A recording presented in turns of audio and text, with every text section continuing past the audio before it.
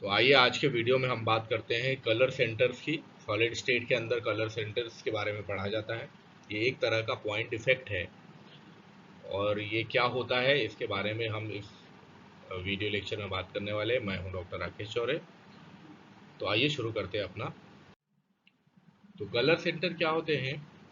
किसी क्रिस्टल में यदि चार्ज को कंपनसेट किया जाए तो कुछ डिफेक्ट का सेट क्रिएट हो जाता है और इस क्रिएट डिफेक्ट के सेट क्रिएट होने के कारण उन क्रिस्टल्स में कलर्स में चेंजेस आ जाता है।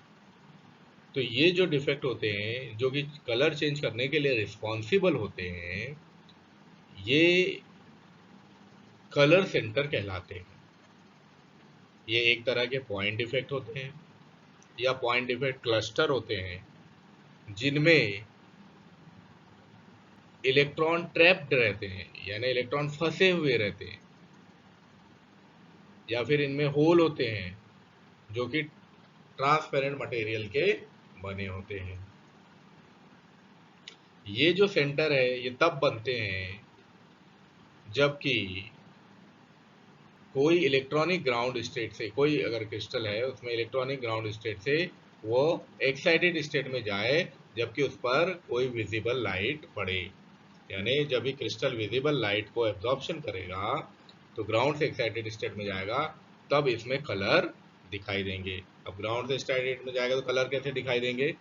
तो मान लीजिए अगर NaCl का क्रिस्टल है, सोडियम क्लोराइड ने विजिबल लाइट एब्जॉर्ब की, तो उसमें जो सोडियम आयन है वो लेटिस से अपनी जगह को छोड़ देगा और अपनी जगह को छोड़ने के बाद आयन तो वहां से निकल जाएगा, Na+ तो वहां से निकल जाएगा, लेकिन उसका जो इलेक्ट्रॉन है वो उस वैकेंसी में ही रह जाएगा, जिस वजह से ये क्रिस्टल जो है वो कलरफुल दिखाई देगा। तो ये जो कलर सेंटर्स है ये नेचुरली मिलते हैं कंपाउंड्स में। जैसे मेटेलिक ऑक्साइड्स जो होते हैं उनमें नेचुरली दिखाई देते हैं, क्योंकि जब इन कंपाउंड को गर्म किया जाता है तो इनके जो आयन्स है वो एक्साइटेड हो जाते हैं और अपनी जगह को छोड़ देते हैं। लेकिन जब अपनी जगह को छोड़ेंगे तब वो अपना इलेक्ट्रॉन उस वेकेंट प्लेस पर भी छोड़ जाते हैं, वो इलेक्ट्रॉन उस वेकेंट प्लेस पर ही ट्रैप्ड हो जाता है। तब ये जो क्रिस्टल्स हैं ये कलर शो करते हैं और कलर सेंटर्स बनाते हैं। तो ये कलर सेंटर्स कौन कौन से होते हैं? तो जनरली जो कलर सेंटर जिसकी हम बात करते हैं उस सेंटर को बोलते हैं एफ सेंटर। तो आइए एफ सेंटर के बारे में बात करें। एफ सेंटर जो होता है ये मुख्य रूप से जाना जाने वाला कलर सेंटर है। इसको फॉर्बेन सेंटर भी कहते हैं। एफ सेंटर तब पैदा होता है, तब उत्पन्न होता है जबकि कोई इलेक्ट्रॉन किसी एनायन वैकेंसी में फंस जाता है। अब एनायन वैकेंसी यानी अगर NaCl का क्रिस्टल है तो अगर क्लोरीन, सोडियम तो निकल गया उसमें से, लेकिन सोडियम निकलने के बाद उसने अपना जो इलेक्ट्रॉन है वो वहीं छोड़ दिया। अब वो जो इलेक्ट्रॉन है वो एनायन की वैकेंसी में जाके फंस गया, तब एफ सेंटर का, तब एफ सेंटर जो है वो उत्पन्न होगा। तो जहां पे एनायन वैकेंसी होगी वहां पे इलेक्ट्रॉन कहाँ रहेगा? फंसा रहेगा। अगर वहां फंसा हुआ है तो वो कहलाएगा एफ सेंटर। जैसे कि यदि NaCl को गर्म किया जाए, कब?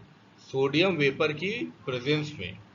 जब NaCl को सोडियम वेपर की प्रेजेंस में गर्म किया जाए तो सोडियम आयोनाइज्ड होगा सरफेस पर, और सोडियम प्लस जो रहेंगे वो सरफेस पर, सोडियम प्लस आयन जो रहेंगे वो सरफेस पर प्रेजेंट रहेंगे। लेकिन इसका जो इलेक्ट्रॉन है ये माइग्रेट करके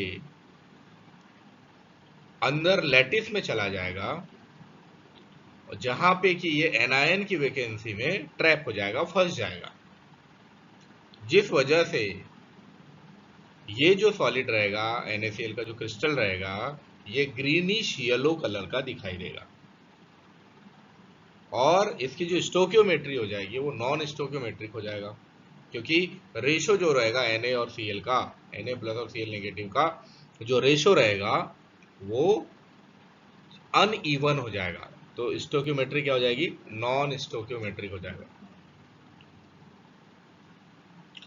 कलर सेंटर जो होते हैं ये रेडिएशन की वजह से भी क्रिएट होते हैं। जैसे एक्स रे अगर हम उन पे थ्रो करेंगे तो भी ये क्रिएट होंगे, क्योंकि जैसे रेडिएशन डालेंगे, जैसे हमने बताया कि विजिबल लाइट जब पड़ता है तो जो एटम्स हैं या जो आयंस हैं वो ग्राउंड स्टेट से एक्साइटेड स्टेट में जाते हैं। तो जैसे ही इनमें रेडिएशन डाला, एक्सरे डाला, तो क्या होगा? ग्राउंड से एक्साइटेड स्टेट में जाएंगे और अपनी जगह को छोड़ेंगे। अपनी जगह को छोड़ेंगे तो उसके जगह पे वहां पे क्या करेंगे? वो इलेक्ट्रॉन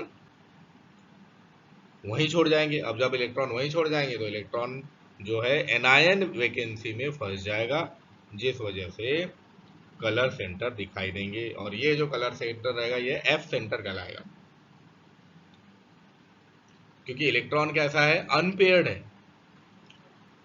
तो इसको ESR यानी इलेक्ट्रॉन स्पिन रेजोनेंस के द्वारा भी इन कलर सेंटर्स को स्टडी किया जाता है। एक्सरे के द्वारा तो स्टडी कर ही सकते हैं, साथ में ESR इलेक्ट्रॉन स्पिन रेजोनेंस का उपयोग करके भी कलर सेंटर्स की स्टडी की जा सकती है। प्रिपरेशन मेथड की बात करते हैं।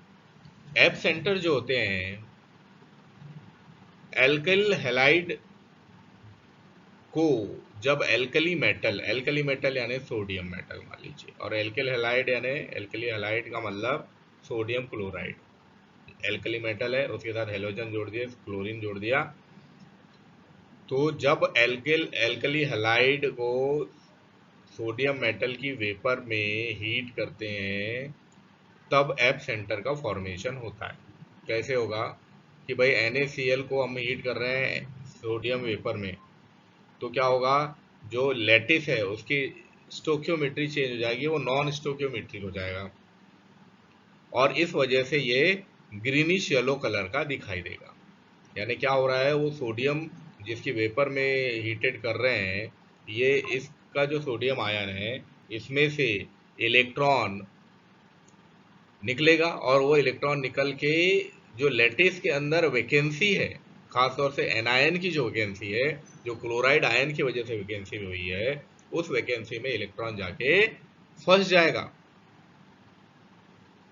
अब वो एनायन की वैकेंसी में क्यों फंस रहा है? क्योंकि इलेक्ट्रॉन खुद एक नेगेटिव चार्ज वाला है, तो वो एनायन की वैकेंसी में जाके फंस जाएगा, और इस इलेक्ट्रॉन के फंसने के कारण एफ सेंटर जनरेट होगा। अब हमको पता कैसे चलेगा कि एफ सेंटर जनरेट हो गया?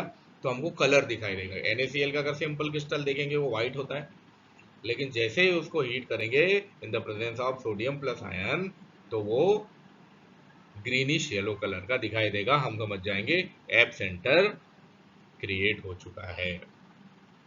इसके अलावा एफ सेंटर को एक्सरे के द्वारा भी प्रोड्यूस किया जा सकता है, जिसके लिए कुछ मेथड यूज कर सकते हैं, जैसे एक्सरे डिफ्रैक्शन टेक्निक का उपयोग कर सकते हैं। इसमें क्या करेंगे? NaCl को पाउडर्ड फॉर्म में कन्वर्ट करेंगे और इस पर एक्सरे की बम्बार्डिंग करेंगे।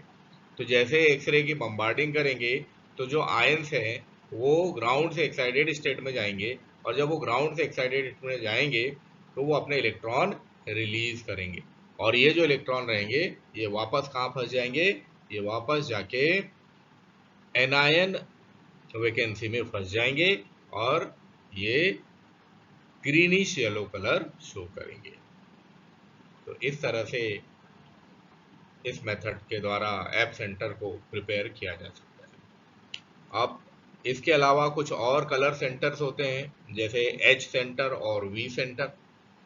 इसमें V सेंटर जो पॉइंट डिफेक्ट होता है वो से थोड़ा सा डिफरेंस होता है, क्योंकि पॉइंट डिफेक्ट में हम देखते हैं कि कुछ ना कुछ आयंस मिसिंग होते हैं या कुछ एक्स्ट्रा एटम्स होते हैं, लेकिन V सेंटर में ऐसा कुछ नहीं होता।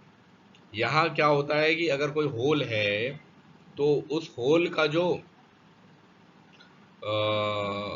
यानी उस लैटिस का जो एटम है वो बाजू वाले ने पड़ोसी एटम के साथ एक बॉन्ड बना लेता है, यानी लेटिस के अंदर का एक आयन पड़ोसी आयन के साथ सेम उसी तरह के आयन के साथ एक बॉन्ड बना लेता है, और बॉन्ड बनाने के बाद वो कोई हेलोजन रहेगा, जैसे क्लोरीन, ब्रोमीन, ब्रोमीन, आयोडीन, कुछ भी कोई भी हेलोजन रहेगा, वो बॉन्ड बना लेगा और हेलाइड्स बना देगा, हेलाइड आयंस बना देगा, यानी डाई हेलाइड्स बना देगा, डाई हेलाइड स्पीसीज बना देगा। तो इसको बोलेंगे वी सेंटर। और एच सेंटर क्या हो गया? एच सेंटर ये हो गया कि दो सेम आयंस रहेंगे, लेकिन वो एक लेटिस में रहेगा और दूसरा इंटरस्टिशियल स्टेज में रहेगा, और वो एक लेटिस वाला और एक इंटरस्टेशियल स्टेज वाला मिलके आपस में बॉन्ड बनाएंगे। कैसे बनाएंगे आगे की स्लाइड में आपको दिखाऊंगा मैं। तो देखिए ये एच सेंटर है। अब एच सेंटर में क्या हो रहा है कि यहाँ पे आप देख सकते हो, यहाँ पे एक बॉन्ड का फॉर्मेशन हो रहा है, यहाँ पे एक बॉन्ड का फॉर्मेशन हो रहा है।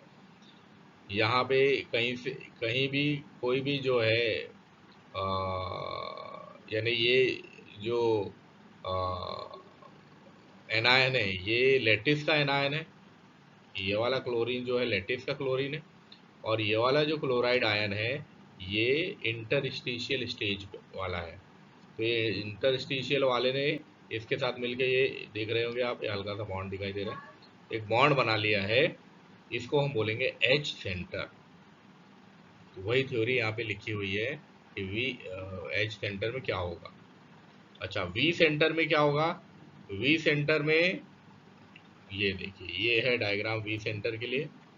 यहाँ पे क्या हो रहा है, यहाँ इस जगह पर एक वैकेंसी हो गई है, यहाँ पे एक वैकेंसी है, और इसने क्या किया हुआ है, इसने लेटिस के अंदर से ही, यानी लेटिस के अंदर वाले ही दो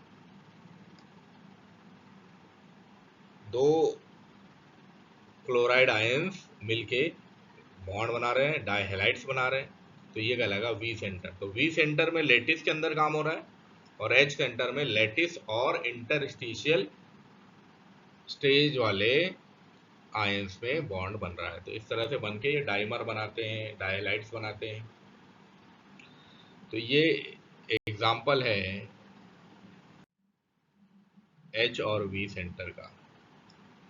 इसके अलावा तो वी सेंटर में अब देखिए, एक एग्जाम्पल के तौर पे हम दिखा रहे हैं कि आयोडाइड कैसे बन रहा है। आयोडाइड अपना एक डाइमर फॉर्म कर रहा है वी सेंटर में, ये है। तो ये है एच सेंटर, और ये है वी सेंटर। तो देखिए वी सेंटर में क्या हो रहा है, वी सेंटर में ये रहा डाइमर का फॉर्मेशन, जिसमें दो आयोडीन जो है वो लेटिस में प्रेजेंट आयोडीन आपस में बॉन्ड बना रहे हैं, जबकि यहाँ एच सेंटर में दो आयोडीन जो है वो एक लेटिस में है और दूसरा इंटरस्टिशियल स्टेज में। वो दोनों मिलके बॉन्ड बना रहे हैं और एच सेंटर का फॉर्मेशन कर रहे हैं। तो ये दोनों के बीच में डिफरेंस आप क्लियरली देख सकते हैं। इसके अलावा कुछ और डिफेक्ट्स भी होते हैं, जैसे कि एफ सेंटर के बारे में हमने आपको बताया कि जो एफ सेंटर होता है उसमें दो इलेक्ट्रॉन ट्रैप्ड भी हो सकते हैं एनायन वैकेंसी में। एक एफ ए सेंटर भी होता है, जिसमें एक एफ सेंटर जिसमें 6 केटायन होंगे नेबर्स में, और मोनोवेलेंट केटायन भी वहाँ पे रहेंगे, जैसे कि पोटेशियम NaCl में। तो पोटेशियम भी केटायन है और NaCl भी केटायन है। तो ये एक पोटेशियम के चारों तरफ 6 केटायंस नेबर रहेंगे, इसको बोलेंगे Fa सेंटर। फिर होगा M सेंटर, जिसमें कि एफ सेंटर के जो नेबर्स हैं, आप बहुत करीब वाले जो नेबर्स रहेंगे वो पेयर के फॉर्म में दिखाई देंगे। आर सेंटर, जहाँ पे तीन पास पास वाले नेबर्स एफ सेंटर के जो रहेंगे, तीन पास पास वाले नेबर वो पेयर के फॉर्म में दिखाई देंगे और एक प्लेन में रहेंगे। कुछ चार्ज क्लस्टर भी होते हैं या आयोनाइज क्लस्टर भी सेंटर भी होते हैं, जिनको M+R+ और R- के नाम से जानते हैं। तो ये सारा था कलर सेंटर के बारे में। थैंक यू वेरी मच कि आपने ये वीडियो देखा। इसको लाइक करें, चैनल को सब्सक्राइब करें और वीडियो को शेयर करें और कमेंट करना ना भूलें। Thank you.